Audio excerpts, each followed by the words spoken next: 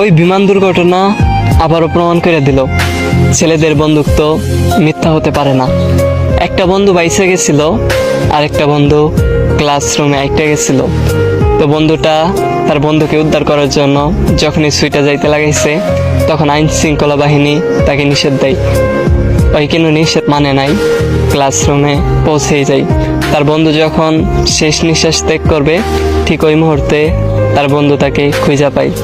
তার বন্ধু তখন হাসি মুখে বলছিল, আমি জানতাম বন্ধু তুই আসবি। তারপরে সে শেষ নিঃশ্বাস ত্যাগ করলো। তার মরা দেহ নিয়ে তার বন্ধু কুলে করে বাহিরে আসলো।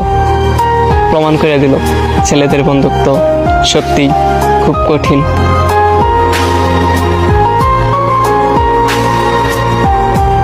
ওই বিমান দুর্ঘটনা আবারও প্রমাণ করে দিল ছেলেদের বন্ধুত্ব মিথ্যা হতে পারে না। একটা বন্ধু বাইসে গেছিল, আর একটা বন্ধু ক্লাসরুমে আইটা গেছিল। তো বন্ধুটা তার বন্ধুকে উদ্ধার করার জন্য যখনই সুইটা যাইতে লাগাইছে, তখন আইন শৃঙ্খলা বাহিনী তাকে নিষেধ দেয়। ওই কিন্তু নিষেধ মানে নাই, ক্লাসরুমে পৌঁছেই যায়। তার বন্ধু যখন শেষ নিঃশ্বাস ত্যাগ করবে, ঠিক ওই মুহূর্তে তার বন্ধু তাকে খুঁজে পায়।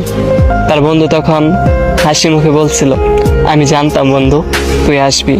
তারপরে সে শেষ নিঃশ্বাস ত্যাগ করলো। তার মরা দেহ নিয়ে তার বন্ধু কুলে করে বাহিরে আসলো। প্রমাণ করে দিল ছেলেদের বন্ধুত্ব সত্যি খুব কঠিন।